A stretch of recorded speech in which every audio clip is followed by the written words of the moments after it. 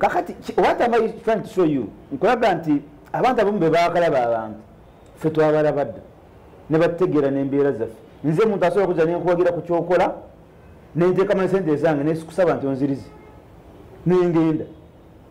You understand? That's what it is to Bobi Wine. Yeah, I am a Pan-African by nature.